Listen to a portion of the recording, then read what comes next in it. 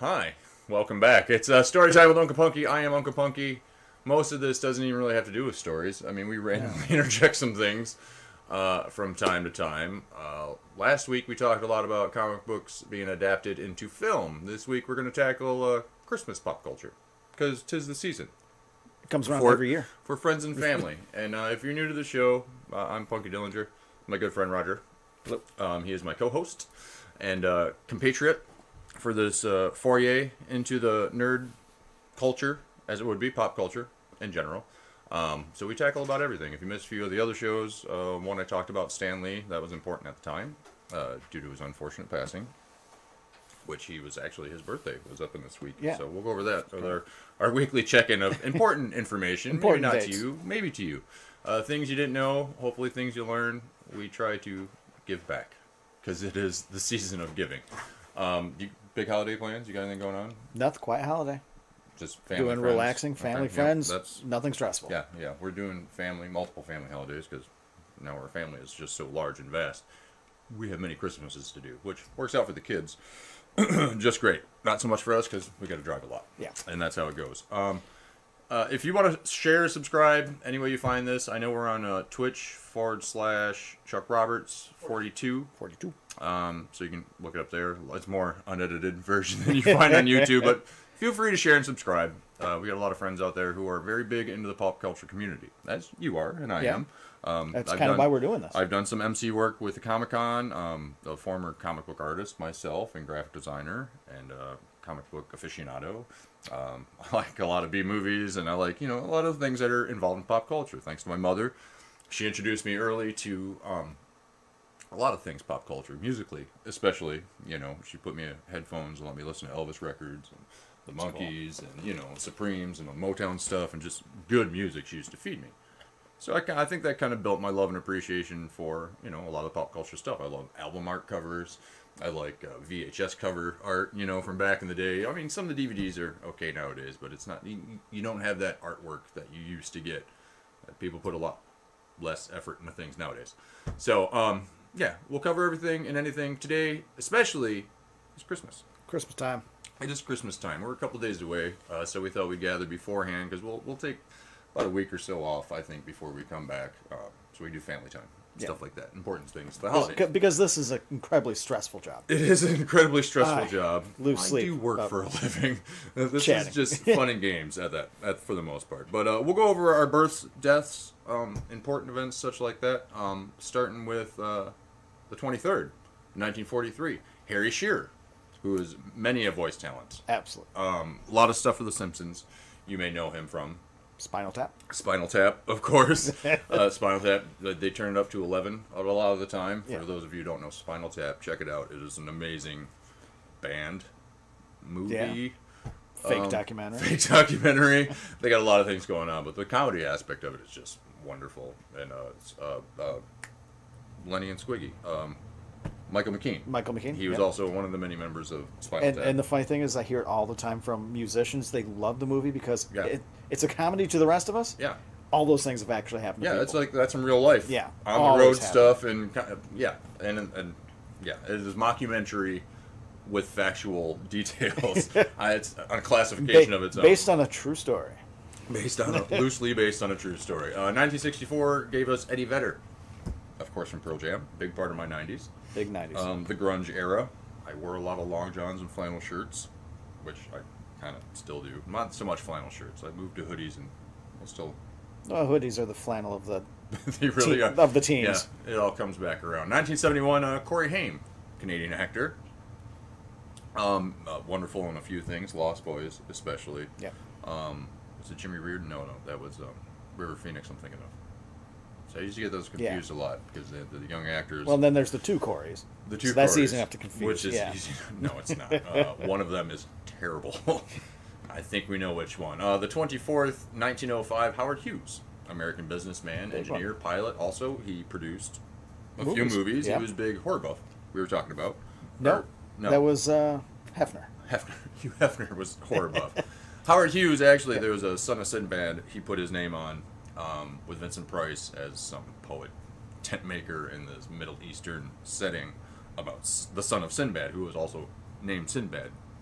it's a devastating movie. If you get to watch it, it's just he just womanizes through the whole thing, and then a brief adventure. It's the Howard Hughes way. Fight. It's the Howard Hughes way. Womanizing. It's the Howard Hughes way. Pretty much. So I guess all in all, it was accurate. 1922, Ava Gardner, American actress, especially known to us for she was married to Frank Sinatra. Married to Frank. And we found out a lot of other celebrities throughout a decade span. 5? I think she had 5 other husbands. Mickey Rooney was one of them. 1945, Ian Fraser Killmeister. Lemmy. We know him as Lemmy. Gotta love Lemmy. Hard rock singer, songwriter, and bass player. Yep. One of those rare lead singer, bass player, frontman that you get. Les Claypool. In a rock trio. In a rock trio. Yep. And he was amazing, and may he rest in peace. Christmas, Humphrey Bogart. Oh, Casablanca, my all-time favorite movie. Your all-time favorite movie, and Maltese Falcon. Yep. Lots of great works. I mean, he was your unconventional movie leading man. Yeah, especially. Absolutely. I mean, he had that specific accent that he spoke with. Maybe not an accent, but he just had that cadence, that cadence tone, and that way of talk. Yeah, so that what made him stand out from the other guys back then. 1924, Rod Serling. Oh. Imagine, if you will, an American screenwriter and producer creates The Twilight Zone. Oh, it was. I still love that movie. It shaped American TV and American culture. Yep. Oh, yeah, absolutely. It really did. And it opened the doors for, Tales from the Crypt. What they did in the movie Creepshow, which was along the same vein as, a Twilight Zone, where you got the stories and then... Half Twilight Zone, half EC Comics. Yeah, exactly. And a lot of Tales from the Crypt stuff all mixed together. So, yeah. No, and he was the screenwriter on one of my favorites, one of the things I collect a lot of, Planet of the Apes. Mm-hmm. Which is, I even like the newer remakes of those.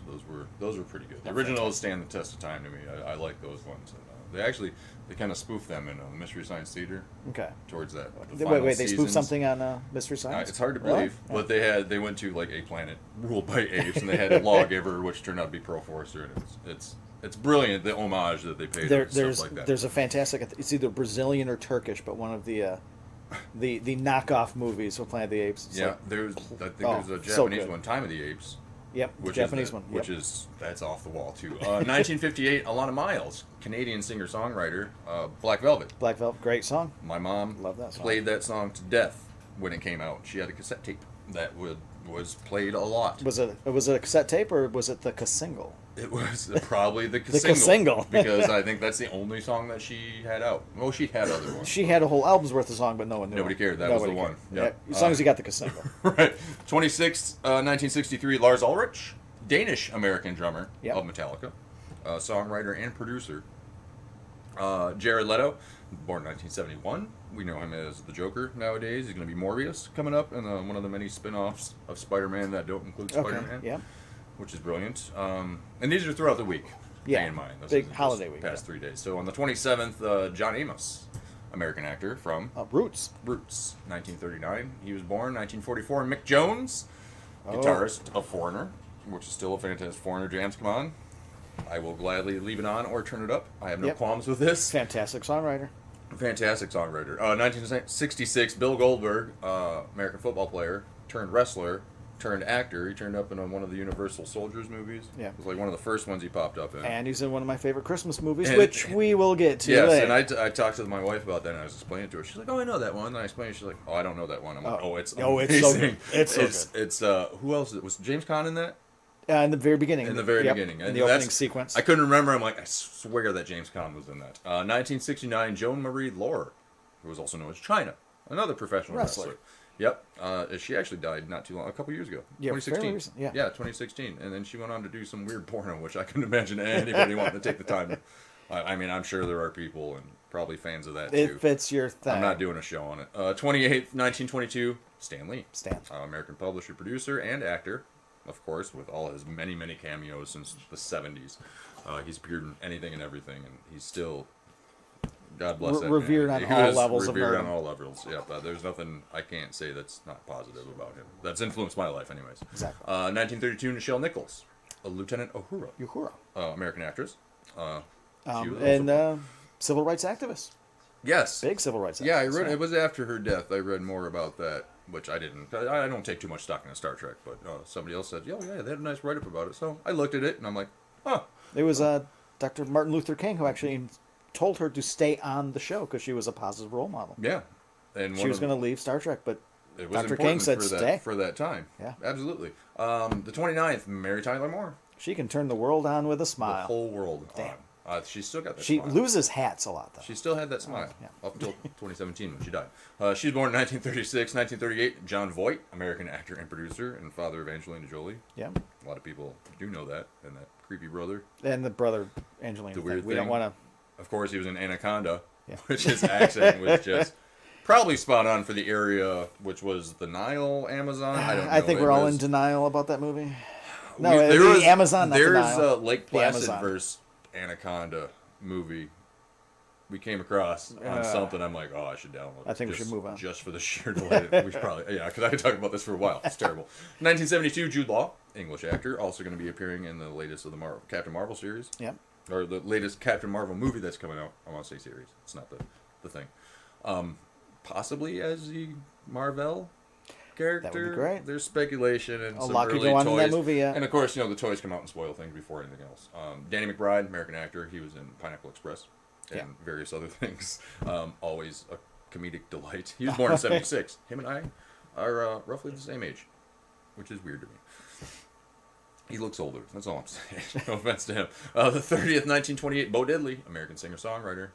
Amazing guitar player. Yeah. 1945, Davy Jones of the Monkees, who we talked a little bit about last week. We talked Monkees. 2 weeks ago, the Monkey Mobile. Monkey Mobile, that's right. Monkey It was on Mobile. Hot Wheels Talk. Lloyd Kaufman, Uncle Lloyd. 1945, American director, producer, screenwriter, co-founded Troma Entertainment. He showed up in Guardians of the Galaxy movie. He was in the prison scene. Because he gave James Gunn his first steps His into starts. film. Yeah, and it's incredible to think that something out of Troma, which they're rebooting or redoing the major motion picture Toxic Avenger. Really? He's getting the big screen treatment that he's supposed to be. He deserves... Maybe, but Lloyd has Toxic Lloyd's deserves it. Part of it. So Oh, it's going to be a major motion picture production of Toxic Avenger, but Lloyd's still going to have a hand. So it'll still feel cheap. And I tawdry. hope so. I hope so. A little bit. I mean, it's got to have that.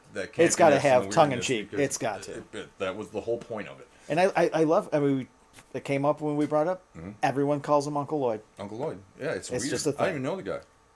It's just I've I met think that's Lloyd a just handful of times, and it's always properly just what Uncle Lloyd. you're supposed to call him. Yeah. 1959, Tracy Ullman, English American actress, singer, director, screenwriter, songwriter, maybe. She's a little bit of everything. She does She's a little bit of triple everything. threat. Master of Disguise. There wasn't an episode where she wasn't some character. I mean, she was amazing. Yeah, she and was really also good. introduced us to The Simpsons. Yeah. Very rough early on Simpsons, Very but The sketchy. Simpsons nonetheless. It was together and it was there. The 31st, going into the new year. Well, not with John Denver this year. No, but, no. he was born in 1943. Those Rocky Mountains were way too high for his plane. You know what? Pop culture thing? Mm-hmm. Country Road has all of a sudden been a resurged song that Okay. shows up in the past 4 or 5 years. I listened to the Me First and the Gimme Gimmes version. Okay. Pops up in that last Alien movie. Oh, It pops up a lot. Yeah. That's right. It has been coming back. It stands the test. There's a few of his songs I don't mind. I remember specifically his appearance on the Muppets. Yeah. Back in Yes. 70s, early 80s. You and know stuff like that. you know you're cream of the crop if you're on the Muppets. Yeah, That you was- really. That's the level. You can't go higher than No, that you at can't, that point. 1943, actor Ben Kingsley, Sir Ben Kingsley. Sir Ben Kingsley. He was knighted. Yep. 1959, one of the Batmans. One of them. Val Kilmer, American actor. He's in some landlord movie, some suspense thriller thing. where Top he Gun? Looks, well, Top Gun, of course. Yeah, he's been quite. Not Weird Science. What's the science one where he was in college? Real Genius. Real Genius. Oh, yes. good movie. Yes. That was he froze the whole thing, and they were all sledding and skiing in the hallways. Top Secret. Top Secret, Top Secret yeah. was a great spoof movie along the veins of your airplane. Amazon Went Over the Moon, that's in my top 3 That's movies, good. by the way. Good We'll talk movie. about that again some other time. Scott Ian, 1963, American singer-songwriter and guitarist of Anthrax. Anthrax. And Scott Ian is one of those guys of jack of all hats. He shows up everywhere and knows a little bit about everything. Yeah, he's a sponge of knowledge. Just things that come into his head, and he's effective that way because of his star power. He can get onto things like that. You know what I mean? I can honestly say I've seen him pop up in documentaries about comic books, about music, about quantum physics. Yeah. He just shows up. Yeah, he's like, I like to read. Apparently you do. We're going to get into our first segment. First segment, we're going to talk about pop culture Christmas. Christmas. Where it's turned Christmas up movies, in yeah. Christmas movies. There's a lot of debate on favorites and things like that. Non-traditional Christmas movies. Okay, so if you haven't tuned into our show, we talk about a lot of things. And now production is building. We can actually show you some. Now of we're the talking things. about Christmas. Oh, and you're prepped. Oh, I'm not ready. Yeah. I wasn't ready either. There we go. Oh, okay. there we Christmas go. time. We are Christmas prepared. All right. This year, we try to dress thematic. I mean, you are a more of a vest aficionado than I am. I'm a vest fan, yeah. I think but he we has always one try and specific, pull in. Yeah, when we try to back- pull in some back goods that props. have to do with the holidays. The Tales from the topics. Crypt holiday CD. If you haven't found a copy, it's Never one of his personal favorites. hard to find. It will be They hard to never find. went into production after the first run. Classics, White Christmas, Die Hard Christmas, which we're going to talk about, especially in Star Wars, which actually has a big something to Christmas do with Christmas. reference, Or it's not Christmas, as they call it in space. Well, it's got a different Life title. Day. Life Day. It's an important day for everybody. It's like people clung on to that the Festivus from a Jerry Festivus, Seinfeld yep. episode. It's like, And now we got Wookiee Life Day. Working Life Day. So yeah, you have your things to choose to celebrate for whatever religion, wherever you're from, planet or otherwise. So we compiled a little list of some things that we think are more mainstream classics nowadays. Yeah. I mean, there hasn't been too many. There hasn't been a direct pop Christmas culture movie in a wise. while. Well, okay, so we did talk a little bit before. We weren't going to touch too much on like TV specials and stuff like that. Growing up, we had a lot of your Rudolph, your Frosty, your little animated The features. Grinch, Year Without a Santa Claus. Year Without a Santa Claus, Charlie Brown specials. Charlie I mean, Brown's. those were Every holiday. seasonal. Yep. You had one for Valentine's Day. You had one for That everything. formed who we are. And it did form did. who we are, because we'd sit down. I'd always watch the Macy's parade. You know what I mean? Yep. I'd get up early, Christmas, watch the parades. Do gifts. Cartoons were on. I mean, Bugs Bunny had some Christmas specials that would come out. Well, back in those days too, you had a lot of it was pre-cable, Pre-cable. Yep. and you've got the one TV in the house, so the whole family had to get together. You had to turn it to 3. Yep. Yeah. You had to click it over, adjust the Yep. tinfoil. Mom had to stand in the right spot so as the reception was good. Right. Yeah. Now with your streaming services, you have more of a wealth, and there's things at your fingertips. So we compiled a minor list. Bad Santa would be one of them, with Billy Bob Thornton Such as a one of the good most movie. foulest individuals you could ever wish to encounter for any And then means. put into a Santa suit. And then put into a Santa suit and just drunk pretty much through the whole thing, which was amazing. I thought it was really funny. At first, I'm like, I'm not a huge fan of Billy Bob Thornton, but I got behind that movie once he started opening his mouth and just, it was rough. And it's a good comedy. I mean, I'm not saying I stand by being a Santa of that caliber. I've been a Santa a few times in my life. But it's good as a film. It works But out. as a film, a good escape, like, oh man, I wish I could say that to kids sometimes. But you know. James Caan, again. This is more of a This is newer gonna become a Christmas James Caan show, James Caan show. Bigger Christmas fiasco, I guess, for the holidays is Will Ferrell's Elf. That has gotten huge. It's my stepdaughter. She watches it when it's not even Christmas, because it's one of those movies. It's funny, and it is funny. It is. It's It works. silly. A grown man who's an elf came from the North Pole, raised by. It's silly, but it is hilarious watching Will Ferrell just act like a giant man child, which is probably half his movies too. Sure. So yeah, and I'll watch it every year. It's not one of my favorites every year. Ernest Saves Christmas. Someone's got to do it. It's Ernest. Ernest to the He rescue. was available. There at were the no more time. milk commercials. Vern wasn't holding him down. He was free to be. It's just one of a series of weird There are what, like Christmas 9 movies. Ernest There- movies or Ernest so? Goes to prison. Ernest Saves Christmas. Ernest takes out a car loan. Ernest takes out a car loan. Ernest works at a local carpet store. There's a variety of them. And it's just Ernest and his hijinks and shenanigans, but yet somehow he saves Christmas, which is a wonderful thing. If you haven't watched them, And actually, I think of all the Ernest films, that's the most beloved. well, I think. as a kid, it was hilarious to me watching some idiot just trottle around and then saving. It's just it was entertainment for when you're 9. It's great. Going back and watching it, I'm like, Yeah, what was I this thinking? piece of garbage I'm doing here. One of the many of the series, which actually is becoming a little bit more of a resurgence, is Home Alone. Yeah. Home Alone has been okay. Macaulay Culkin's been popping up a lot more lately. Sure. They Yes. did one where it's like a reimagining. Amazon.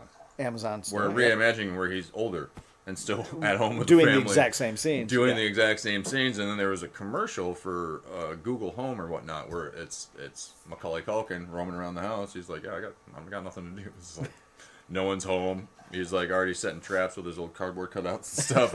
And it's cute. It's funny, but it reminds me of a good. Look for Macaulay Culkin as an Uber driver. Yeah, Macaulay Culkin is an Uber driver. That one's great. Yeah, if you get a chance, YouTube that one or whatever. That is pretty funny too.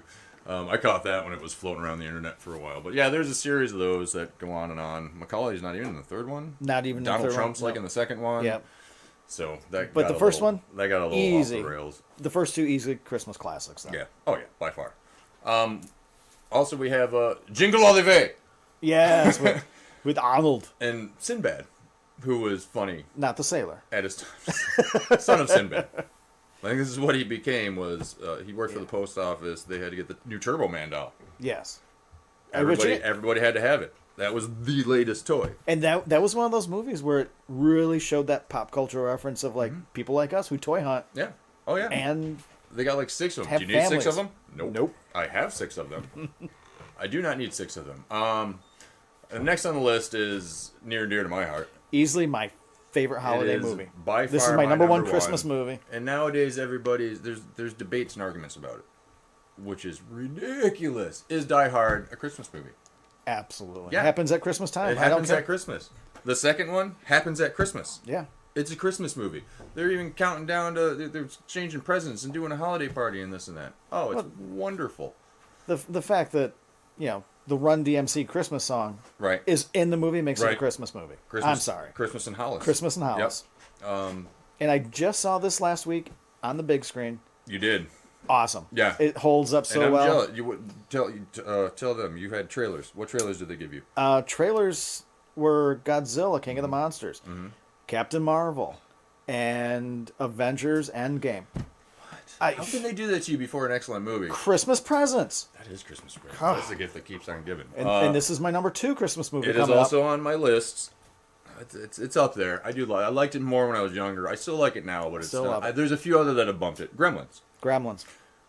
Also, rumor has it, Screen Rant or comicbookmovie.com or one of those websites that was a reboot is in the works because why not? We'll see.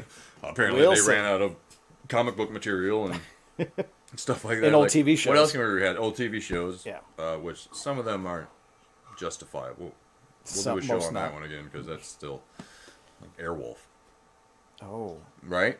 yeah.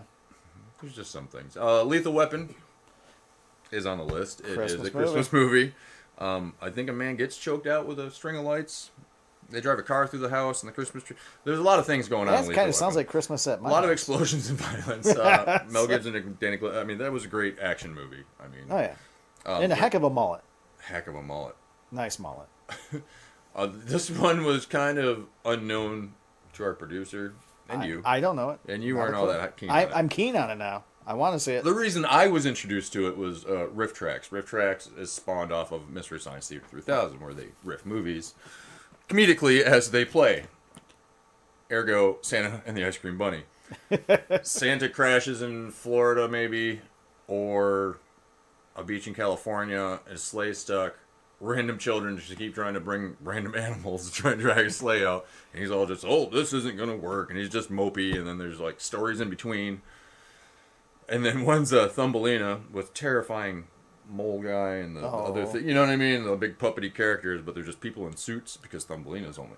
I need to see this. So And then the other one that they showed was Jack and the Beanstalk, which is just devastating, like early 60s community theater. And it's just, it's bad. And it's so worth watching because it's just so damn entertaining. You're like, what? You gotta Why? love like late 50s, early 60s. Oh, yeah. Low budget family films because they're so bad. It was made on a home vacation camcorder deal, like the old 8mm from back in the day. All right, what else is on my list, dude? Speaking of Santa Claus Conquers the Martians. Again, it's one of them horrible 50s. in such a great way. Yeah, and they had a giant metal clunky robot that was Yeah. trying to get the kids, and the Martians took them because he wanted their kids to be happy, but not Earth children or something. And I think they beat up one of the bell ringers. And isn't like the little girl lead? Isn't it like Pia Zadora or something like that? And she. Pia Zadora is in it. Yeah. Yes. I think she is the little girl. And there's also another one that they've done, Mystery Science Theater and Riff Tracks and all that stuff. That's a classic Riff Track. It's the easiest way to watch. That's an MST3K. It's still the easiest way to watch some of those and stomach them for any reason. The other one, you met the actor from this. I remember the VHS box at the video store. I've worked at a lot of VHS stores in my life. So Elves with Dan Haggerty. I've not seen it, but I've met Dan. Right. And Dan's a swell guy. Yeah, and your encounters with him was, yep. And he's also from what else? Grizzly Adams. Grizzly Adams. Movies about bears. There's bears. There's 2 and TV elves, shows about it. Apparently, was this thing. And this is the one that I had to explain to my wife. We were talking about like offbeat. Before the show, I always throw ideas at her, whether she's listening or not. I send them that direction. Whether they come back, who knows? But it helps me bounce things off. Bill Goldberg. And this He's one, a big guy. This is a Christmas tradition for me. And personally. James Caan. Who was only in the first 10 minutes. Cameo. Santa's sleigh. Oh, love the movie. And they almost go with more of the Nordic version of Santa Claus. Yep. With Bill Goldberg as Santa Claus. And this giant ox. The big ox is pulling the cart. Giant oxen thing pulling a cart that murders everything in its path. Robert Culp. Yeah. I don't want to give spoilers, but he's a special agent of the Lord. Not to give away spoilers from a movie. Yeah, for a movie that's just completely ridiculous. And 40 years old at this point. But still, it's well worth checking out. It's not that old. It's a fun ride. It's maybe 5 years? 15? No, not 15. I'm bad with math. 10 to 5. We'll learn that as these shows go on. Terrible with math. It's somewhere between 3 years and 42 years old. Another one of those days of my life, I never applied algebra to anything. I just want this noted. Bill Murray in Scrooged. Love. It's a great movie. Such a good movie. One of my wife's favorites, and she reminded me of it, and I don't know why I didn't remember it, because it would come on all the time. It was on TBS all the time. Constantly I remember. TBS. They played so many cameos. So many cameos. The cab driver. Buster Poindexter. Buster Poindexter. That's right. I knew it was a crazy name, like something weird that. Originally of the New York Dolls. Originally of the New York Dolls, which are a fantastic punk band. If you get a chance, check them out too. If you know who they are. This became a series, which is still one of my favorites. A handful of them. Silent Night, Deadly Night. Huge uproar when it came out that there was a movie being marketed that showed Santa in bad light that kids would see in the multiplex theaters. But that's why they gave it an R rating. Of course, kids were still going to sneak in. Still going to see the poster in the lobby. Right, or the VHS store. If mom's gone, they're renting it on a Saturday night from your local mom and pop joint where they don't ask a lot of questions. Not saying that I've done that. I'm telling the story for a friend. We'll put it that way. The Christmas that almost wasn't. A slight step above the really cheap family ones, but not quite A-list. Not quite A-list. They got a guy in there who looks like but it's hard to explain. They do have an Ebenezer Scrooge looking character, but he's like the head elf. Yeah. Whatever that is. But apparently Santa Claus is having some financial troubles. Christmas is a problem. As you would. It's an expensive holiday. As you would. It's hard to keep up the electricity on a place that you only use once a year, I guess. So he has to go and he finds a lawyer. This kid who believed in him when he was little and blah, blah, blah. And now he's a lawyer, so Santa gets his help, and he's trying to fight this mean guy, and they got to try to sway the mean guy through a musical number and a fake trial. We were talking about the TV specials earlier. It basically feels like a Rankin and Bass stop motion film with live actors. Yeah, because it's got a bunch of elves, and it's just it's campy. It's campy, and it's kind of hard to follow. Reminds me a lot of Chitty Chitty Bang Bang. Right. But Christmas, yeah. The next one we're going to talk about it's not technically a Christmas movie. Well, I guess it is a Christmas movie. It's one of my favorites, anyways.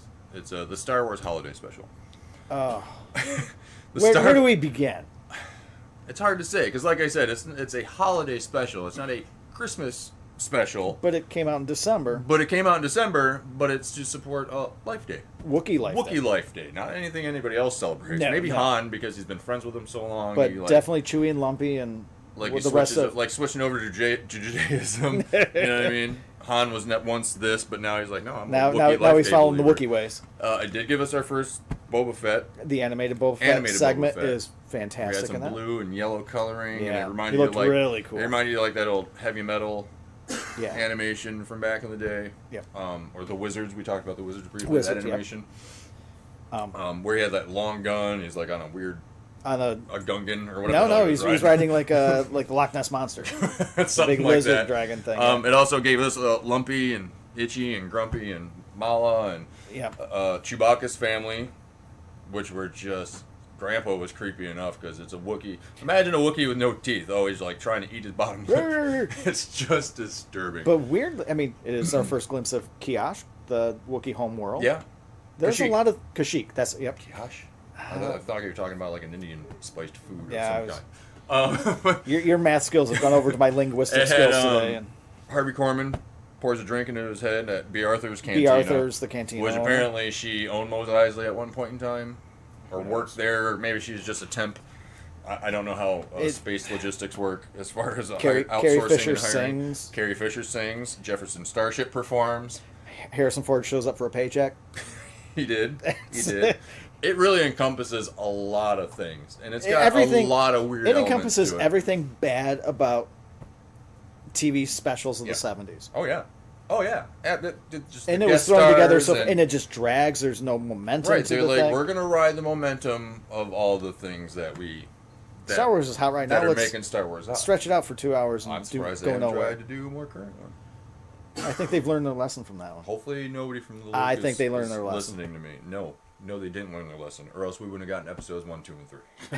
That's just my own personalization. All right, how about let's do another segment. We'll shift gears. We're gonna stay in Christmas. Christmas presents.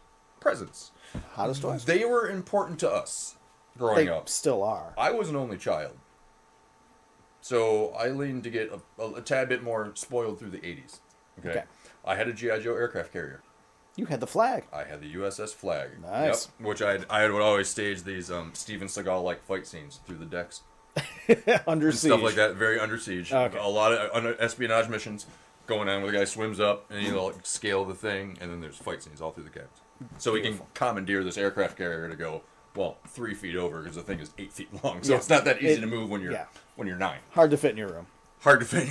Dad was not happy putting that bad boy together. I think my mom actually has a picture of just the disgust on his face after assembling that thing.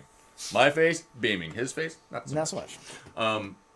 What was your big toy? Well, I mean, what was the one that I was 6 when Star Wars came out. Okay. So right throughout the end of the 70s and into the 80s, it was Star Wars. Okay. All day long, all the time. Well, I was born in 76, and I still had everything Star Wars because everything that came everything out, was Star Wars. Literally, I mean, every toy aisle at Toys R Us was Star Wars. Was there one that got away? What's the one that got away? I never had the Death Star, the playset. Yeah. That was kind of cool. It had the trash compactor and the gun and the elevator. Yep. I remember that one. I did have Dagobah that had the little spongy swamp thing that you could get stuck in. The foam in. rubber that you get sucked into. Yeah. Yoda's house. So we'll go over a few of the hottest Christmas toys throughout the years. The Nintendo, which was 1988 Huge. that came out. Yes. I remember flipping through either Montgomery Ward's catalog or the Sears Wish Book. The Sears Wish Book was a great one. The Toys R Us toy books that came out too. Yeah. I mean, they weren't as nearly as thick by any means. Penny's had a good one too. And I remember some of those would come separate. Montgomery Ward's was a huge one. And that was a big thing. That was the thing for me as a kid is I would go through with my dad and we'd sit, who's also a big toy guy. He was my dad, but he was a toy guy. Right. And we'd go through and we'd circle all the things we wanted. Yeah. And that was kind of the hint. Yeah. The Wish Book. That was your list. That's how you made a list every year. And Nintendo showed up in '88 in that catalog, and it took over a few pages, and it was big. Yeah. It was a game changer, pun intended. 1990 gave us Ninja Turtles, cartoon Ninja Turtles. Well, I think even earlier than that. There was still a few, but they weren't the comic book Ninja Turtles that you were first introduced to. They really didn't get start marketing in them until the cartoon Turtles came out. Oh, absolutely. Then you had a character of every caliber that would happen on that. And then variations on each of the 4. And then they had monster ones, and they had superhero ones, and then of course they've got a monster one. Do you? I bet. Yeah. And we've talked about the Donatello in disguise, the Yep. Trenchcoat Mafia one. He is a big part of it. 94 gave us a lot of Power Rangers. A lot of Power Rangers stuff. The original Rangers came out, and the kids clamored to it. They liked it. Yeah. I actually would watch it after school because it was on Fox. Usually about the time I got off the bus or whatever. And I didn't want to start my chores right away. I'd sit down and I would watch. I'd sit down and I'd watch Power Rangers because that was a good way to watch Kung Fu. See, now, Cheap and easy. I was in college at that time, so Weird kaiju I things. missed the whole wave of Power Rangers. Yeah, I wish it would have been I was college. out of it. I wouldn't watch so much TV, maybe. 1995, Beanie Babies Ugh.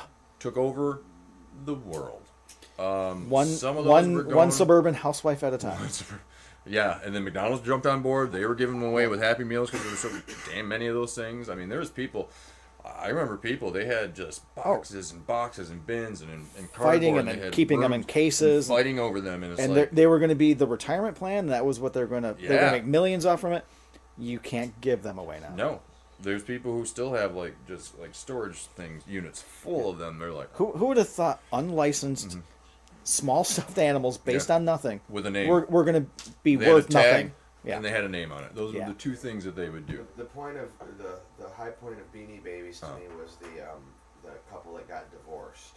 Over Beanie Babies. Oh, they had the sat there in front of the judge in the courtroom And divvied up. the Yep. entire Yep. Beanie I Babies. remember that Yep. story happened. Yep. they I didn't do. fight over the custody of their children, but those Beanie No. Babies. No. Okay, you can have the kids, But- but let's work on where these Beanie But the Babies Princess gonna Diana beanie, mine. All right, I get these for 3 weeks out of the month, and then you can have for the other 2, and then we'll vice versa, so I can showcase them places. when We talked guests about it come earlier. over. Anytime a product claims to be collectible, Mm-hmm. it becomes the least collectible thing ever. Yeah. Let it just naturally take Let its it happen, like yep. cult films happen. Yeah, It you wasn't a don't- cult film before, But but then just after. But if you so make a many movie to be a showings cult and- film and call it one, it never becomes It's it. not going to happen. So, yeah. Nope. 1990. What is this? 1998. Six. Six. Tickle Me Elmo. Cute. It was the Cabbage Patch Doll of Not the saying my 90s. kids didn't have one. Not saying it wasn't uncomfortable. Not saying I didn't have to take out the batteries and hide it from time to time. It's one of those toys where even if anything bumps it or you move too hard in the house, it's on the floor. Yeah. And there's all you nothing. hear. There's It's nothing like, annoying about that. Oh my Yeah. god! And No. especially if something happens in the middle of the night, like your kid rolls over on it because he had to sleep with it, and all you hear is in the darkness. That'll mess up your life, buddy. Let me tell you, you're not gonna sleep well. Interactive toys. Got Yeah, it. you're first gonna call an exorcist and then try and get a nap in. 1998, Furbies. Furry and interactive again. Furry, It's a thing. interactive. It would mimic you. Kinda like the Teddy They Ruxpin. came with a dictionary. I I had a friend of mine, grown ass man, had one of these things. He's like, "Oh yeah, I think I got it all figured out by now because it was this little piece of technology." My best friend Spoon. That's just what his brain does. You know what I mean? If it's electronic, I got to figure it out. He was gonna figure it out. Oh yeah, so all these phrases and everything else, and you just have this. Why? Why? It's a Furby. Jesus. And now they're like a dime a dozen. McDonald's did a bunch of little Get 'em ones anywhere that, and everywhere, yep. they were doing for it too, and fun, I guess, for kids who don't get it. 1999, something. Pokemons. Pokemon everything. Everything Pokemon. And now, of course, a little bit more of a boom with the Pokemon Go. People Yeah. wandering around, getting hit by cars, looking for Pokemons. preying on the nostalgia of those kids who I were have the 99. Ghostbusters version of it. Have you seen that? No. There's a mobile Ghostbusters version of the Oh, you Pokemon Go. Catch Where just ghosts? wherever you're at, yeah, you just. Oh, that's cool. There's ghosts all over the place, and you just catch them, and you have That's- a Tobin Spirit Guide with a list of them. And, Okay, I'm digging that. right, I like and that. it tells you, hey, don't walk around and do this in traffic. Be aware of your surroundings. You know what I mean? Be somewhere. And I then think play. it should not have those disclaimers because It that's just should not. thin out but the herd. after all the problems Thin with out the Pokemon herd. Go, it was an issue. I couldn't even imagine what it'd be like in Japan.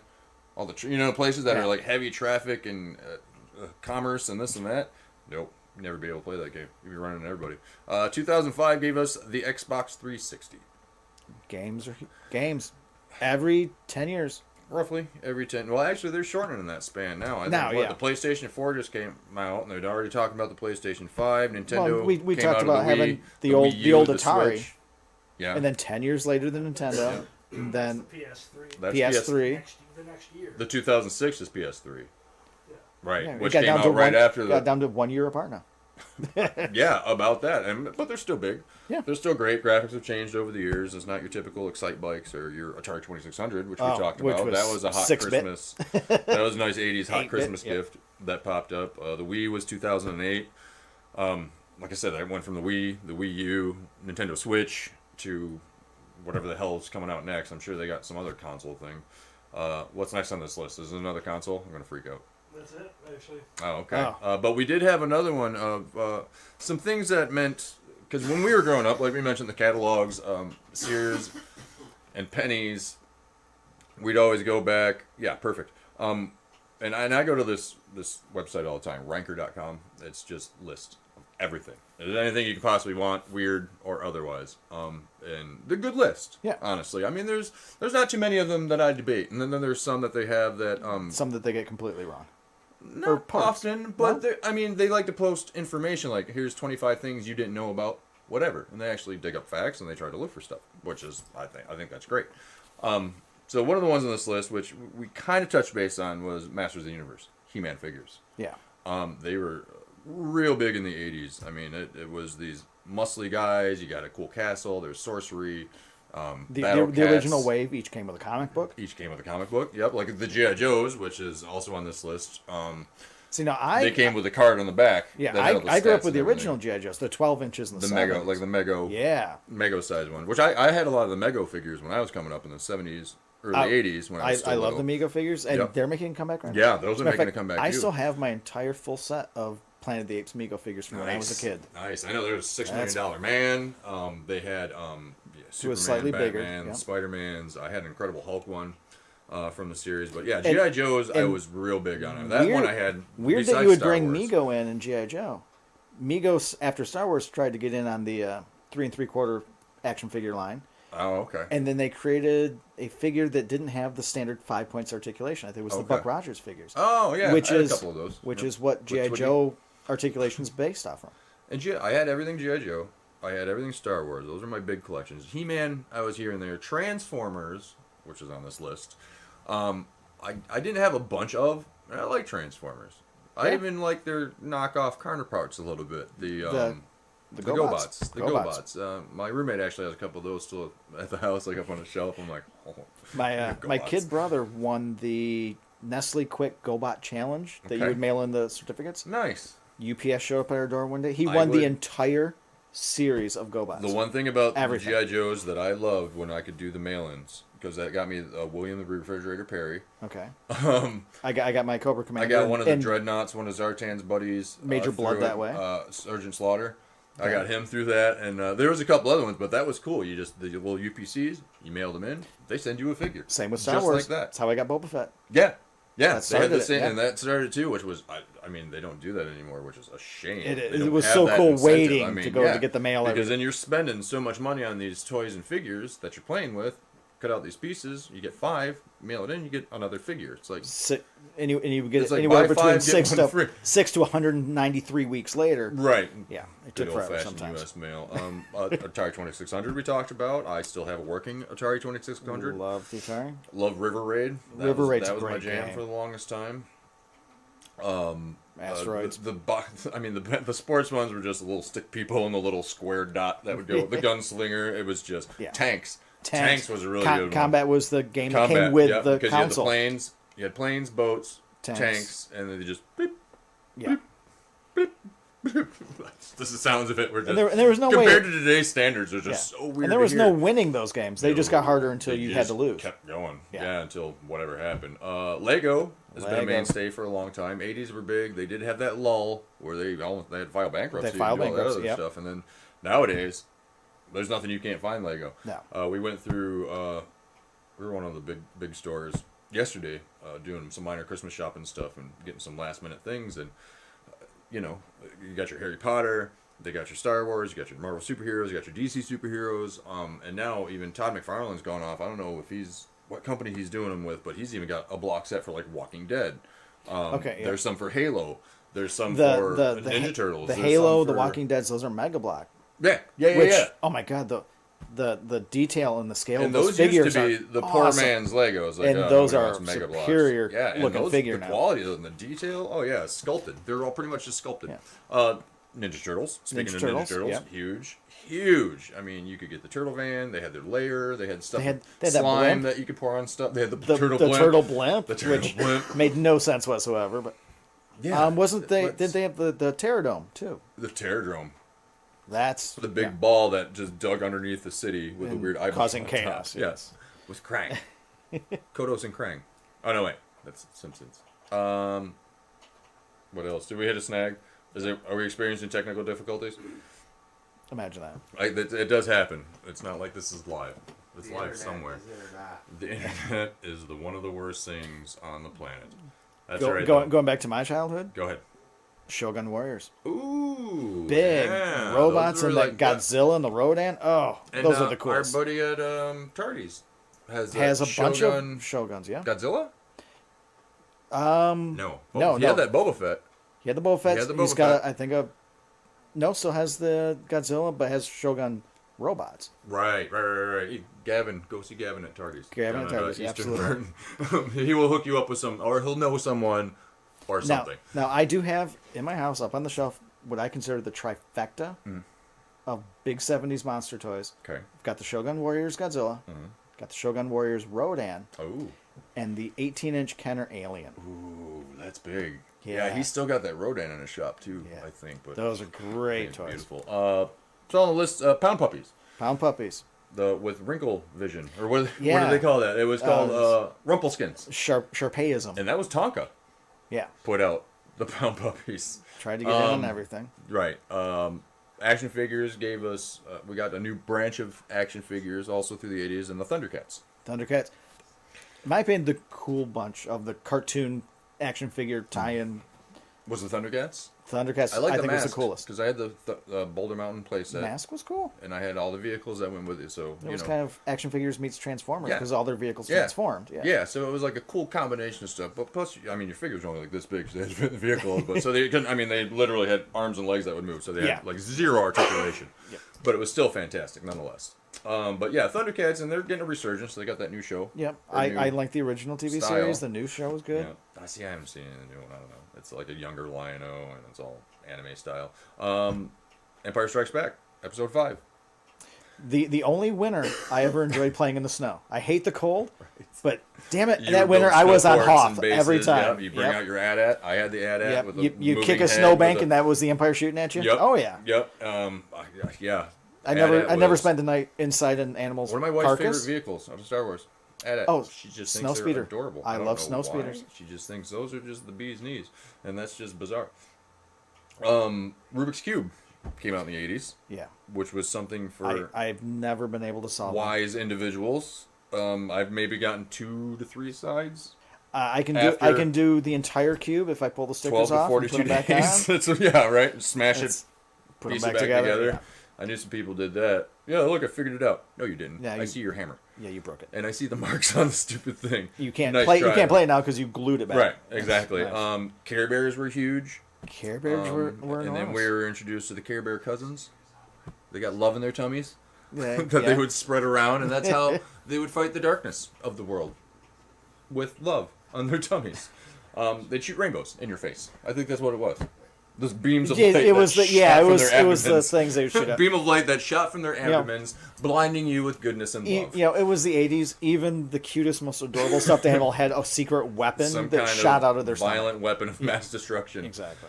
Or recall. And we talked about the Cabbage Patch Kids, which that's came the out one of nowhere. That blew everything. The Jingle All the Way, kind of based on the experience from that, because people were fighting and dying to get a hold of those. Just to get something with Xavier Roberts' name signed on the butt cheeks. Yep. They were, and it's an interesting story with that, because that was based on some plagiarism and a whole lot of heartache and a whole lot of other stuff. Are we on? Yeah, you're still going. Okay, it confused me. Monitors, production. That's why I'm not on that side of the camera. But there was a lot of fiasco with the Cabbage Patch Kids. Yeah. I mean, if you ever get a chance, I think Ranker.com, that I was using this list from, they have, I think they have a good explanation of like some of the facts that were behind the horror story of the Cabbage Patch Kids. That is an entire show or because movie the onto itself. Espionage of toy makers and companies and people stealing ideas and all this, which I think is shown best in the Barbie episode of The Toys That Made Us. Yeah. Talk about espionage and underhanded dealings. But that's a good series on Netflix. That's a great series. That gives you a lot of background on your Transformers. They did a He-Man one, but they're coming out. They keep coming out with more of new seasons, which is great. If you get a chance, check that out. The next one haunts me because it's come up so many times since we've been doing the show. We're like, what, 3 shows in now? 3 shows in. And Micro Machines. Micro Machines. Tiny scale of Micro Machines. They were awesome. I had such a collection of those, and I had the little barn thing you carry around. You open it up, you have a city. Suddenly there's like a bridge, and you had micro worlds for your Micro Machines. They were detailed so well. And they could even connect it. They were detailed for being smaller, they were detailed every piece of it. I mean, I could just imagine this room full of just people, just, tiny paintbrushes. I mean, and I love the fact that Micro Machines then broke into the licensing with they had Star Wars and Star Trek, and they had and I think they were so cool to have a whole set of. We're gonna have to check on that, but I think they're still going with some I believe of those. As far as the licensed stuff, I do know that there are like more Fisher Pricey characters for Star Wars, Transformers. They have a lot of Marvel ones with like tiny little play sets and stuff, but I don't know if those are labeled as Micro Machines or not. But I think they're still doing some things, but I don't think they're on that tiny scale like we had. Yeah, because the ones we had, I mean, if any of you kids are, if you're under like 20, okay, Micro Machines were like yay big, and I think they started making them like they just scaled them out a little bit more, to do just bigger vehicles or something. Tiny wheels and axles and amazing work. So cool if you can get your parents to go buy you some, put that on your list. We also got into the most frustrating game, Trouble. Oh, with a Pop-O-Matic bubble. Yep. That was, I remember the ads. Trouble, Pop-O-Matic bubble. And they had, more currently, they had a R2-D2 one. Got a little R2-D2 in there. The dome was you get the little R2-D2 noise out of it with entertainment value, and it's a good way to spruce it up. Because it's Star Wars, so you can market and promote that with any brand and product. And let's be honest, you give people board games all day, like, oh, awesome, cool, oh, I love this game. Yeah. It's set on the shelf, and it's going to have dust. I don't know how many versions of Trivial Pursuit I have. I have a lot. I have the 90s version. I have some old school 80s ones. I have more current, 25-year editions. On my last move, when I purged, I got rid of a lot of the board games, but I took all the Trivial Pursuit cards and all the trivial games, like music trivia and TV show trivia. I put all the cards together, and it is now the most random trivia contest ever. I like that. I've always wanted to do. Actually, I always wanted to host like a Trivial Pursuit show, Game Show Network or something. Actually, my latest thing, trivia. The latest thing I want to do is a Cards Against Humanity. I want to host a live version of that. Oh, that'd be great. Where you got 2 teams, you know what I mean? You play up to whatever, and then you judges as the audience, stuff like that. You know what I mean? Something very developed and cool. Just goes along. Brilliant ideas, I told you. I'm glad I have a show now because I don't write things down. So now I can go back and look at it. Now I have proof that I'm brilliant from time to time. It's very rare. And if someone steals it, you can say, I got video footage. This will hold up in Congress. Glowworms were big. Glowworms. Young girls, mainly. I know my cousins. I had three. I had like 6, 7 girl cousins that I grew up with. But glowworms were big. We can sneak around the house at night. Squeeze a glowworm and be like, where am I? Squeeze it again. Okay, I'm closer to my destination. I have to go make a sandwich, but I can't find the fridge. Come on, glowworm. Where is the bread? Oh, all of a sudden we became William Shatner there for a second. Where is glowworm? Show me. Glowworm. The way. This was more. I think this was out of the time I was playing board games. I was probably well out of my teens. Was Guess Who? It was kind of earlier, but I didn't. I mean, I was kind of out of board games by then, on action figures and doing boy stuff, playing in dirt, doing whatever, riding bikes. But it's a fun game. They have Marvel version of it. They have Star Wars versions now, where you have to guess. Oh, he has webs. Oh, is it Spider-Man? Yeah. No. Because now there's like 20 of them. So, I guess it's kind of updated. Strawberry Shortcake. A lot of the young ladies had those growing up. Big. They smelled wonderful. There was like first blueberry. There's blueberry and strawberry, and then the scent just kind of died out. And it's not like girls would take them and wash them, or it's not like you get them rescented. So, over time they were just. But over time, you know what scented figure, and it was an action figure who was held up and still. Stinkor. If you find them, Stinkor and Mossman smelled like pine. Yeah, he did smell like pine. And every once in a while, you still find them. Stinkor, I remember specifically. It was gross. It was a skunk. It was it was pretty much skunk scale, but it was skunk smell. We're not even editing anything this week. We're just rolling with it. Okay. My Little Ponies. Still very big. Still. Ponies we and have bronies, now, and there's conventions for that. They have new animated stuff. I mean, they're new spoofed. movie. There's the new movie. The movie came out. My wife found at one of the stores yesterday. They had a throwback version. Nostalgia pack. Nostalgia back of My Little Pony, like straight old school My Little Pony, and they had like a little salon thing. Oh. I can't remember what it was called. She's like, "You remember these?" I'm like, "Not as much as you do." No. That was a yes, you thing. but not as much. Rainbow Bright.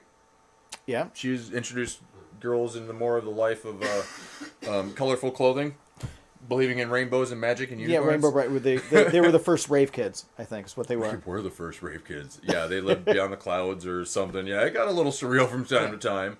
Well, but, Rainbow Bright was kind of that. They were a cross between what Care Bears and Strawberry Shortcake were. Yeah. And it kind of fell right in that middle. It was a nice mixture of things. Still uplifting. Mainly geared towards Positive, girls. Positive message. That was back when things were more, boys' toys, girls' toys. Yeah. That was more sectioned or there was segregated at that time. toys, yeah. Muppet Babies, McDonald's toys. Oh. They were cool. I had a bunch of them because that was around my age range. You had little Muppet Kermit and Muppet Fozzie and Muppet Piggy and Gonzo and all those. And, Muppet Baby, it was a good show. You could take them out. And Muppet Babies was good. They brought it back. Now they added like a penguin or something. Oh. And it's more computer-generated animation kind of stuff. I don't know.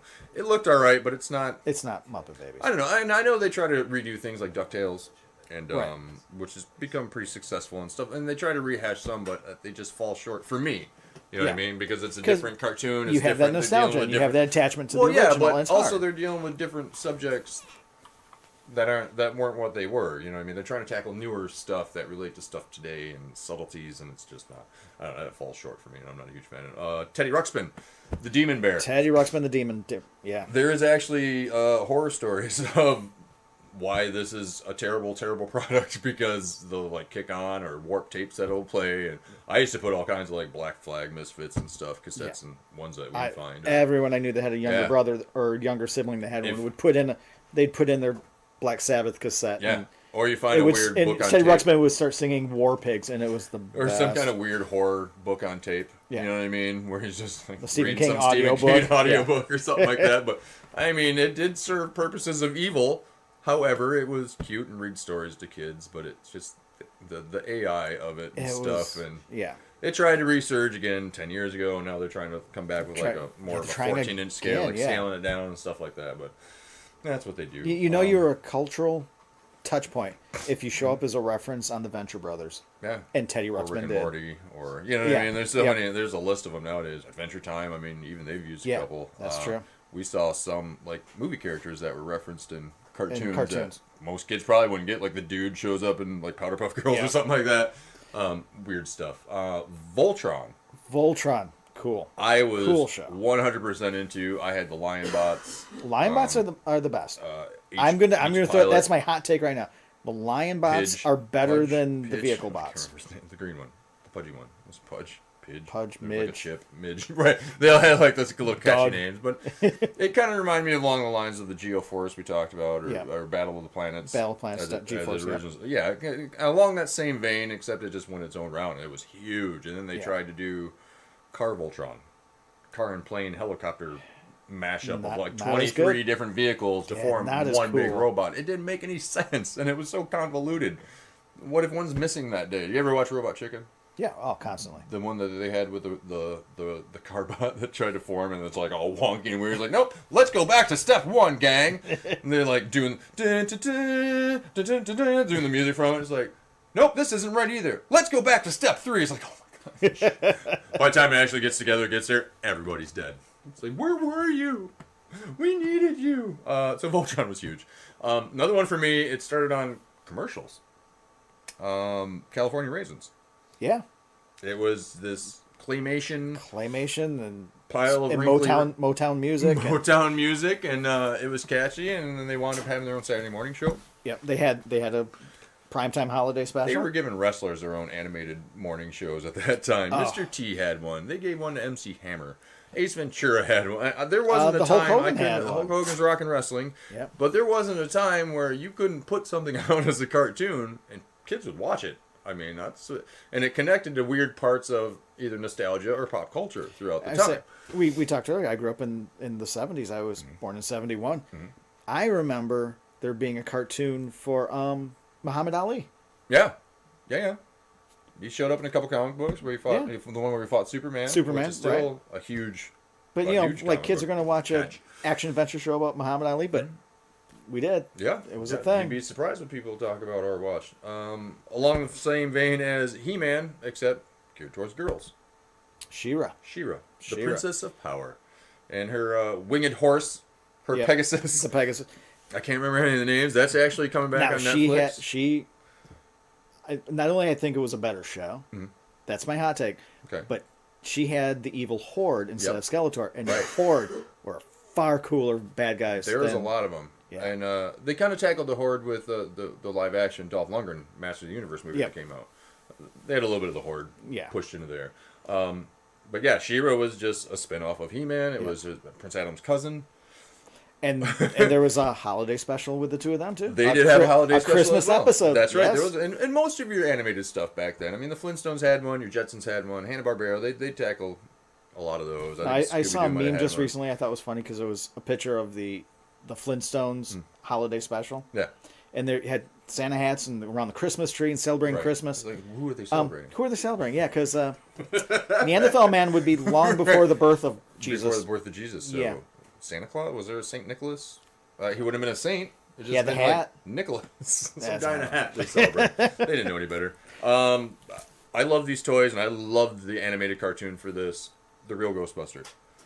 Yes. You recalled they had the toilet. When you there was pushed the toilet, it, and the tongue would come out. Which they had chairs. They had all kinds of inanimate stuff, and then they had the weird characters where the eyes would bug out. Yeah, there was like the police officer and the old lady and the football player. But they took that like that swivel arm action grip, like squeeze the legs and watch his arm kung fu chop, like the old Karate Commandos. Yeah. Chuck Norris's Karate Commandos. Where you could like squeeze his legs together. You go, hi-ya. Oh, that's amazing. This is the future of toys, everybody. They kind of took it one step further. Yeah. You know, you push something like either its legs would stretch out and its head creeps out. Creep out into a monster face or a ghost, and those were brilliant. And it was much like everything else in the 80s. You've got your main 4 characters. Yep. 5 if you extend it. Yep. Right. But you take them, and you can just keep changing their outfit, and they're like, oh, the glow version, oh, the extreme version, oh, the hypercolor. Yep. They had hypercolor once we got wet, and they changed. The 90s got weird. When something was supposed to be invisible, it was just like all white. Yeah. It's like, well, I can still made see with it. clear plastic, but it turned yellow instantly. You can't make an invisible toy. That makes no sense at all. But the cartoon, it was pretty dark for its time and what it was. Yeah. Like, it was. There was some scary shit happening in that cartoon. Sam Hain. The Sandman one was kind of weird. Yep. I mean, just the ghosts and the monsters that they had on there were just. I mean, it was like Guillermo del Toro level. It really was. And yet your main characters are just snarky. Yeah. They get by. The voice of Garfield saved us all. Yeah. Pogo Ball was a big item. Which was a death trap on was dangerous. Rubber. Yeah. You stood on pretty much 2 mini yoga balls on a platform. And you had to keep your feet real close to the ball, so you kind of have to lock yourself with your own momentum and force. Which, if you're a skinny, weak kid like I was, didn't work out very well. A lot of pain in my youth. But I always had a friend, he's like, check this out. Oh, I'm doing tricks, you guys. I'm like, he looks like the kid from, oh, look what I can do. He's like, just kicking out his leg. I'm like, oh, that's rad, I guess. I'm like, I can't do it. I'm not going to bother because the second I tried, jump, thing just kicks out from under you, head on the coffee table or something. You wake up in the ER. It's bad juju, man. Those were a death trap, and those weren't good for anybody. We have even scarier than the sit and spin.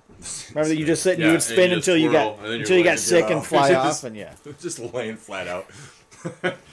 We have a friend, one of the co-owners of Tardy's here locally, lovely Deanna Willard. She loves, as well as her husband, they love the Mad Balls. Yeah, yes. Which I was huge on. My mom wouldn't buy me; they were too scary and weird. That's where I was at. That's a thing. That was my age, and this is my mom deemed I couldn't have them, which is fine. I had other friends who had a collection. They were just awesome. I mean, like eye hanging out. You had the skeleton. You had the brains were like exposed. A yuck face and a big eyeball. I mean, and then they evolved into the football ones. Yeah, then they had the football one and stuff, and then they just disappeared for a while. Now, since how we're talking about, they're coming back a little bit. Yeah, since how we're talking about Deanna, another hot Christmas toy that spun off a cartoon, My Pet Monster. Yeah. My Pet Monster. Which was the same vein. The flip side of the Care Bears. Yeah, it really was. It was kind of my buddy as a monster.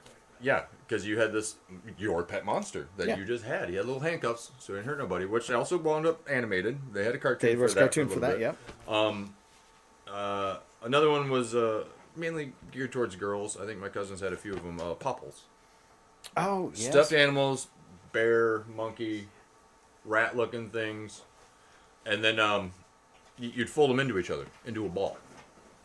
And that was the thing. Yep. What else? WWF, Superstar Toys, those were big thanks to the Rocket Wrestling. Yep. You could get a ring, stuff like that. Manchi-Cheese, there's a few of those floating around. Oh, I forgot about Little that. monkeys, Yeah. Manchi-Cheese, come. I can't remember. And then they had the Snorks. Snorks, that was another big one. My Buddy Dolls, as you mentioned, which I'm pretty sure spawned Child's Play movies. Oh, absolutely. Because it it had not? the Good Guy cut. dolls. It was the It was same completely damn thing. Yes. Except it would murder your children. This is what got into the heads of parents. They're like, oh, what if one of those things came to life? I'm going to write a movie about this. Click, So, click. I just watched the documentary, so obviously My Buddy is the physical inspiration for Chucky. Right. And then the story inspiration came from a TV movie in the 70s called Trilogy of Terror. Yeah. Where Karen Black was being followed by the little, the Zooty fetish doll. We were watching something the other day about that's where that concept Black. came from. I don't know what that was. Wife and I were watching something. She came up a couple times. She's so cool. She is very cool. GoBots. GoBots. As we tackled, part of the knockoff of the Transformers, just lower rate. There was a motorcycle called Cykill, so it's not like they weren't trying very hard. Roller racers were big in gymnasiums, junior high, lunchtime. You'd sit on the cart. Pretty much your own kinetic energy or your own ass cheeks. Either way, it would you just turn it and then you'd move on wheels. If Inchworm and Big Wheels had a baby, there was a terrifying E.T. toy where you could push his head down and it would speak to you. E.T. is a terrifying looking creature. I love that movie. It is. That's one of the movies that I will cry at. My grandma on my dad's side still has a little ceramic E.T. that holds the door open at her house. Oh, I wanted it for years. What did E.T. do for Speak and Spell sales though? And I ate Reese's Pieces constantly because of that movie, which also came up on our list. Speak and Spells. I mean, that was one of those big. It wasn't necessarily educational a toy. Yeah, it was just a toy. But then you figured out you could type anything in there and it would just say it in a weird voice, and it was brilliant. My first Sony, which was your first headphones, tape deck, Walkman, except it had a handle and I think you had to plug it in. So kind of defeated the purpose of it. We tackled this a couple times. Dino Riders.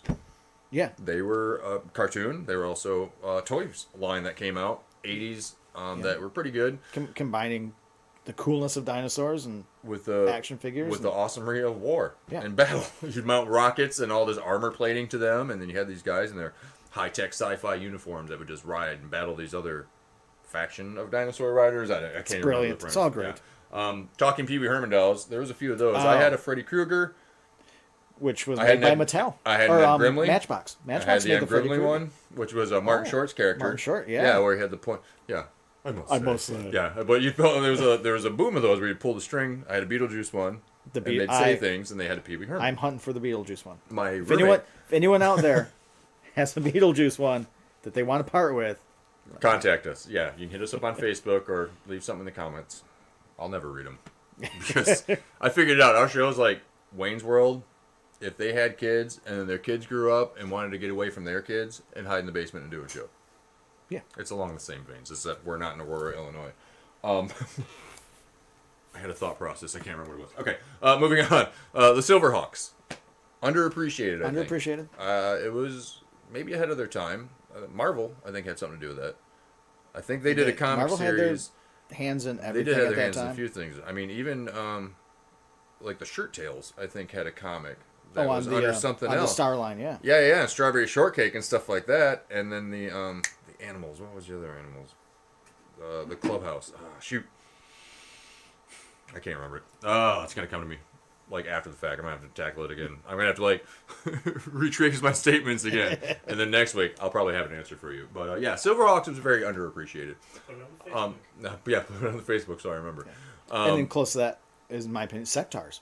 Sectars. Yeah, they didn't make it on that list. Time. But yeah, but they had a glove with like a spider or a bee. The bug. And then you'd move their feet. Yeah. That was your deal. And then the little guy would sit on there. And then you'd fight other Sectars. Which the it was detail a cool and concept. sculpting were great. And also Visionaries that came out, which that was when holograms were big. Holograms they had a big hologram on the chest that came out and some bear. Yeah. You The had figure, power the of figure a didn't do falcon. anything. No, it just had a hologram. It just had a If you hologram. turned it, it was either their logo or Yeah. a bear. Picture of a bear. Aerobics Barbie. There's a lot of Barbie stuff that came out throughout Barbie's the year. going to be a trend every Christmas. She's done everything. Yeah. And they keep changing it to where she's this. She's a doctor. She's a vet. She can be anything she wants to be, which is awesome. And it's super inspiring to girls. But also there's that other side of people like, oh, well, they just play with Barbies, and that's just given into society to where they have to be a certain... It's like beauty standards and everything else. It's we hear the complaint about Barbies creating this right bad image positive look. Mm-hmm.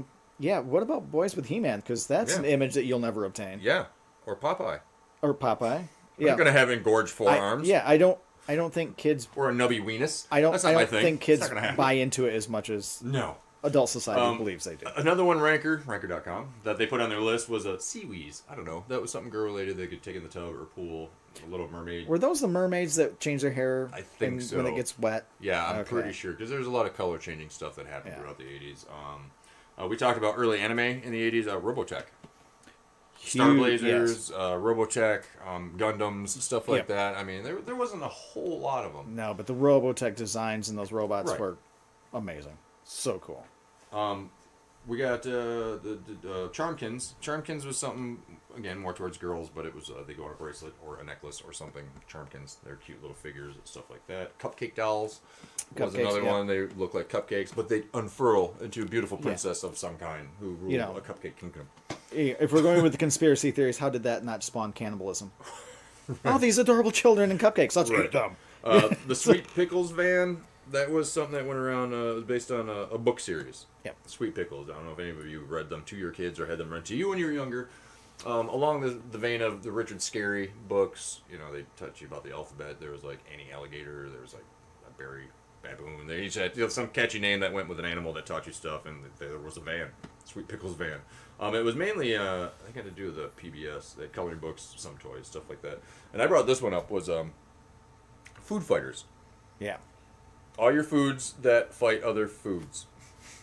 There's a hot dog, there's a slice of pizza, a hamburger, but they had neat little hats and bulky little arms and stuff. And they were ridiculous. They drive around like an egg carton so they could transport all the troops and stuff like that. It's ridiculous. One of my big favorites, and I thought this was the future of toys, and I was super excited about it because it had so much interaction for me, but unfortunately it caused deaths for other people who would watch these videos. Captain Power. And the Soldiers of the Future. I remember my mom bought me these. I mean, the figures were cool themselves. Nice detail. Good figures. Nice detail on them. And then you had a had lot of chroming on those. The vehicles and stuff that came out. Yeah, there was a lot of like chrome and that sci-fi look to it. But you'd put the VHS tapes in, and you'd go through the story, and you had a light-activated ship. Like a little gun thing that you'd fly through, but then you'd shoot at the screen and blow up the bad guys. Have the flash that would give activate your story. Yeah, so you're just immersed in this. And I thought that was the coolest thing ever. A year later, gone. Gone. Just like that, because it murdered a few people. Another one for girls, My Friend Mandy was just like a doll series. Basic doll series. They kind of look porcelain, but I think they were more rubbery plastic. There was one called Fluffy Dogs, which we already had Pound Puppies. Why like do we need Fluffy Dogs? Yeah. It's not a picture of the Boglins on here, but Boglins. Came in a little cage. They were hand puppets. They were ugly as sin. And they were just, hey, we're the Boglins. And they had that little that hillbilly like singing about Boglins who came from a bog. And they were just ugly as shit. That was the whole point of them. Scary things in kids' hands are not scary anymore. My roommate still has one. There's still a Boglin. I'm going to see if we can bring it in one of these times. And he's also got 2 Billy Baloney's puppets. Ventriloquist puppets. Bring those in. We'll have scary ventriloquist doll day or something. We'll just bring in the most terrifying ones we can find. My child dolls, they were kind of made to look like your child, but they all had the same bowl cut. Yeah. Because of the 80s. They all dressed like Vicky from... what was the robot one? What was Vicky from? Small Wonder? Small Wonders. Yeah, Vicky from Small Wonder. They all had the same dress and haircut all the time. The Holly Hobby dress. The Holly Hobby dress. Super Ted, which was big back in the day. It was a book series, Super Ted. So kids were big on that, so they had some knit figures and stuff like that. I'll tell you what, we'll take a quick intermission, and then we'll come back. We'll wrap up with some comic book stuff, because I brought something I wanted to show, especially our producer, because he's like, how does this work? I'm going to tell you how this works. Maybe a brief rundown on movie VHS stuff because I had another idea for that, because we still got to get rolling on our reviews. So actually, if you're watching, if you want to subscribe, share, make sure you do so. If you have ideas, send them to us on Facebook. We got Storytime with Uncle Punky on Facebook now, so you can interact with us. Let us know what you think. Actually, don't let us know what you think. That's the least of my worries, and I don't want the show to go downhill because I know what you think. If you got some ideas, maybe tune us into somebody. You want to be interviewed. You got something that pertains to pop culture. You want to incorporate something with us. Let us know. Bring it on. We like information. We like being able to inform or be informed. We love talking. We do love talking. That's an obvious one. So, but we'll take a quick break. Come right back. We'll jump on the ball. All right.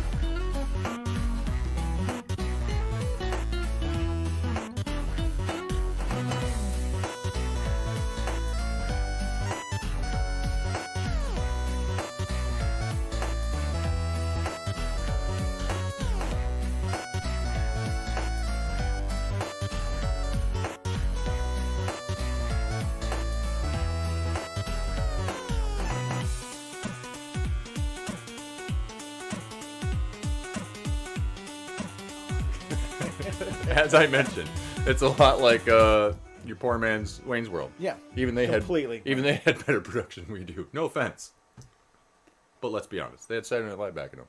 Yeah. But I always remember that 3, 2, and then you throw it over to them. That's how it works. Welcome back. We're talking Christmas, the holidays and pop culture and things. And I got to backtrack real quick because I didn't touch base on this. Is Christmas Vacation. That is that's in the my go-to. tops. It really is. I mean, I know it came out late in the game, I guess, as far as like holiday favorites. I don't know if there's late in the game because it's always a game. Well, yeah, I guess so, but you know what I mean? A lot more of the class, like the Star Wars was the 70s. A lot of those other ones were like 50s, 60s. I mean, Gremlins was 80s. Die Hard was 80s. I mean, this is probably the more recent. Christmas Story. Christmas Story. Which Yeah, that 80s, is still pop culture. there. You can still Yep. buy the leg lamp at a lot of places, Yep. actually. And if you're wondering why my hood's up, I didn't realize my hair was so bad in the first few segments, so this is what we're doing for the rest of it. This is just how it is. I apologize to everyone. I didn't know it was bad. I fixed it. But the animated sequence at the beginning, and it takes me back to my family and I. We watch that every year. I mean, Christmas Vacation. That's our. A lot of families do. I know a lot of people. Yeah, that do. it's tradition for us now, and it was even before my parents were married, and my stepdad and my mom. Before they were married, you know, I remember when he'd come over, we'd watch that in the holidays. It was something that was just a part of my family, and Chevy Chase was wonderful back then, as opposed to whatever the hell is wrong with him now. A lot more pratfalls and stuff like that. Okay. Tackle video games real quick. There's no Christmas video games? I mean, I'm sure there's like a Grinch video game or something. Not that I can think of. They had a game for Domino's, the Noid. There was a game for the Noid. There was a game for the 7-Up spots. Yep. Burger King. I remember Burger King came out with some Xbox games that they were giving away for free for a little while. But I don't think there's anything like a Christmas-related video game. Closest I can think, I believe, isn't there a Nightmare Before Christmas game? Yeah, maybe. I think that might be even. I know there is a Die Hard game. There was one that came out, like the trilogy came out in PlayStation. Which, if we could find an emulator for PlayStation and play that game is awesome because it's like an overview, just shooting things through the Nakatomi Towers. The second one is the airport, but it's like you're looking at like just the dot, so you're just it's like a first person.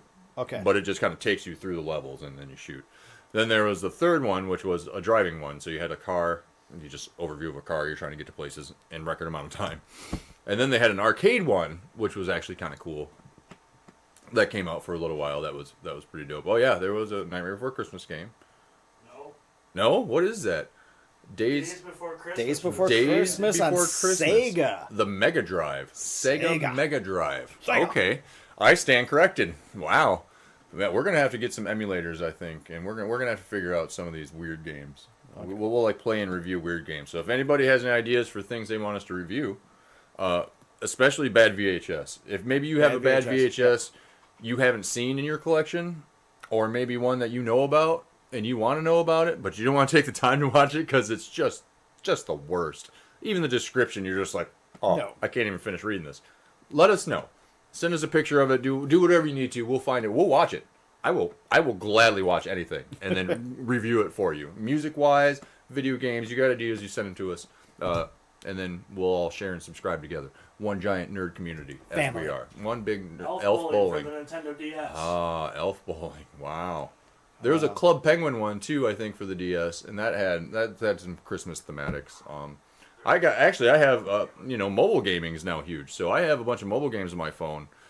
I have one weird board game one. I have a bunch of Marvel superhero ones, but they're jumping on the bandwagon of a Christmas theme or some holiday something that goes along. They can put their characters in something weird.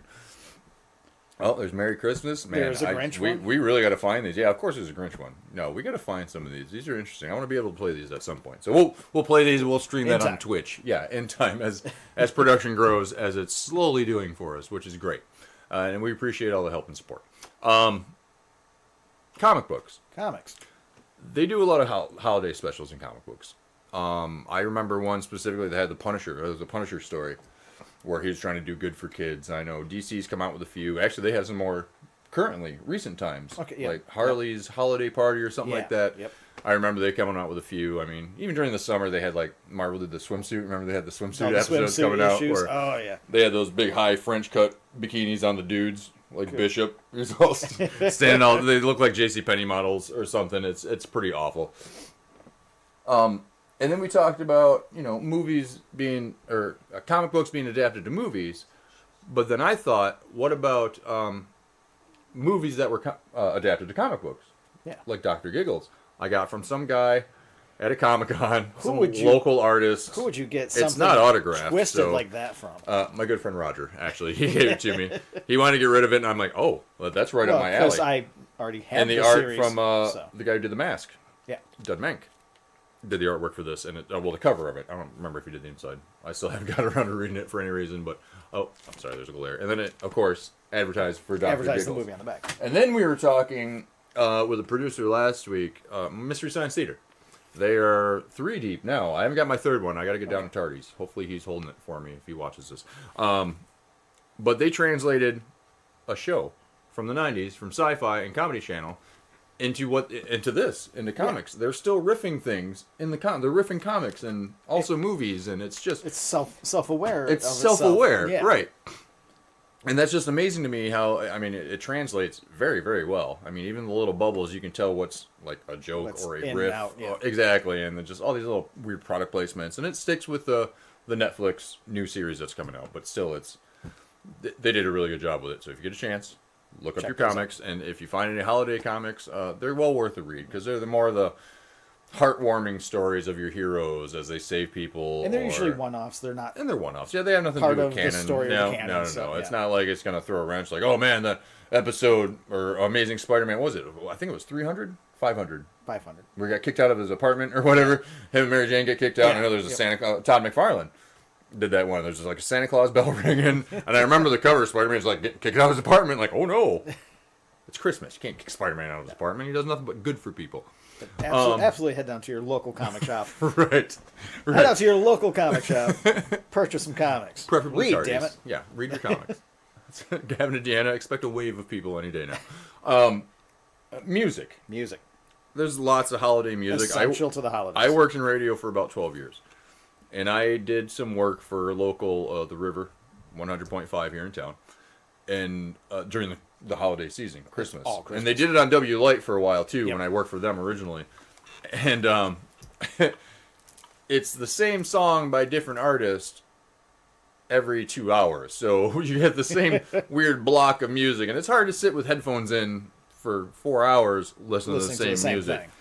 So of course I try to find. I don't like to be grinchy. I want to stay in the spirit. You know what I mean? I don't want to be a complete, lack of better words, I don't want to be a dick for the holidays. So there's sometimes I do want to hear that kind of music, but I cannot listen to the traditional stuff. I can't listen to your pop. I do, however, like the Eagles. Please Come Home for Christmas. That's a great song.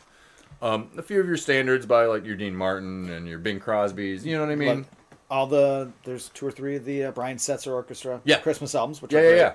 Love those. I'm fine with that. Even like what is it, the Mannheim Steamroller or whatever, and the big orchestra Christmas extravaganza one that's every year. I can't think of their name. Oh, the Trans-Siberian Orchestra. Trans-Siberian Orchestra. I mean, even they got some cool stuff. Yeah. You know what I mean? But that kind of falls outside of the traditional, which I like to do.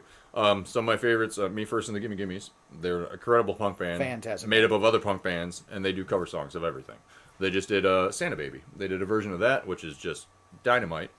We were talking about Heavy Metal Christmas. Oh, I love Heavy Metal Christmas. We Wish You a Headbangers Christmas. Something like that. There's like a Headbangers one, and I think there's the metal one that's got Alice Cooper. That's Dave Grohl, Lemmy. John 5 is on there. Oh, there's so many people. And each song, Dio does a song on there, and then they got some uber death metal ones where it doesn't even, it's just odd. It's such a good CD. But it's well worth checking out. That is a good CD. And then we were also talking about, I know Bruce Springsteen had one. I can't do that one anymore. That live Santa Claus is Coming to Town that he does. Oh. That gets played constantly. Cheech and Chong. Cheech and Chong had one. Yeah. That's right, they did. As you mentioned earlier, my favorite, good friend of mine, Johnny Cassar, voice of the Crypt voice Keeper. of the Crypt Keeper. Yeah. There was a Tales from the Crypt. Have yourself a scary little Christmas, which and it's everything you think it is. It's everything you would want it to be. Incredibly cool. Great. And it's a rare find. Oh, it's a super rare find. Yeah. Crypt Keeper reinterprets all the songs in very tongue-in-cheek Crypt Keeper fashion. Many puns. Many puns. Many puns. So if you're into lots of puns. Yeah. Like my favorite, We Wish You'd Bury the Misses. Yeah. I gotta have But that after everyone. Huge sales. Sold out the first year. Yeah. They never repressed the CD. Wow. It's never been released since. So just those copies. And that's those it. copies. So, It's like John, awesome work. Awesome work. Keep up the good work. He should put out another one. They really should. One of my favorite punk bands, Bad Religion, they did one all standard Christmas carols, but it's faster and louder, and that makes my heart happy. Twisted Sister did one, so there are alternate takes if you're not into the Christmas standards and you still want to kind of be Christmassy, but you're still kind of metal and punk rock. There's ways for you to get by. There's plenty out there. That's right. Whatever you celebrate, whatever you believe in. We're gonna take a break for maybe 2 weeks. Something like that. We're going to catch up with family and friends. Of course, we have Christmas, we have New Year's, and I still got to work in between those. So, but we're going to come back strong, I think. January 12th, we're going to have guests. Yeah. We're thinking about delving, I know we're well past Halloween, but it's never too late to delve into paranormal. Scary things. There's been lots of pop culture scary things. Friday the 13th series, Nightmare on Elm Street. You know what I mean? Well, even the paranormal things. There was What If with Leonard Nimoy in the 70s. Yeah. In Search of. Your Twilight Zones. They They kind of dealt with some weird paranormal stuff. Yep. Ghost Tales from the Dark Ghost Side. Hunters. And there's all those ghost shows out there. And, Yep. Reality TV, when that hit a boom, a lot of people were tuning in those. They wanted to see them. So we're going to have a guest on who knows about paranormal. Yeah. And local paranormal, and too. a lot of the haunted and true crime history of Grand Rapids. Which is going to be absolutely fantastic. And a seer, I think. We might get somebody who knows a little bit about auras and tarot cards. All right. Because why not? That sounds fascinating. That's a world that I'm not 100% convinced of. It's not that I'm skeptical. I'm open-minded. So we'll say it that way. But we'll see. We'll see. Yeah. I don't know any better. So this could be life-altering. We don't know. He could walk out of here and I'd be like, oh, no, we're never having this guy over again. So we'll try and delve into the paranormal, and we'll also do that with our comics, music, and our VHS picks. I'm still looking for a VHS. I think it's still in a clamshell Blockbuster box. It's something about a train car. Some weird monster movie about a train car. Some guy dies. Horror like Express? The Last Car or something like that, or it's obscure something 80s, 90s that I have in my collection. So we're gonna have to review that, and we'll talk about that. I think we already reviewed plenty of Christmas movies, or at least gave a good list. I think people can, if you think it's a traditional Christmas movie, now it is. Yeah. Now you know. The facts have been settled. And I got to thank, of course, our sponsors, not sponsors, Puck Cider and the Schaefer Cider Company.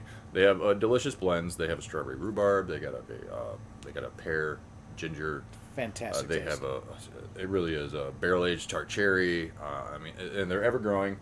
And now they got picked up by a distributor, so you can find them all over the west side of Michigan, all the way up at the Horrocks. They got them all over the place. Make sure and check out Puck Cider.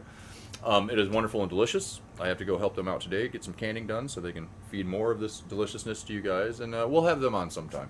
Come talk about local cider and stuff like that, and some of the drinks, because there's a culture for that. There's conventions for everything. Also, Twitch /ChuckRoberts42. You can catch us live on there. More of an unedited content, of course, on YouTube. Share, subscribe, get the word out. Join the family. Join the family. We can't make it happen without you. 'Tis the season to be with family, so be with ours. We'd love to have you here every week-ish. Sounds good. Except for our break that we're taking. All right. So come back for more Story Time with Uncle Punky. I am your host, Uncle Punky, with Roger. Bye. Have a good Christmas. Good show. Excellent.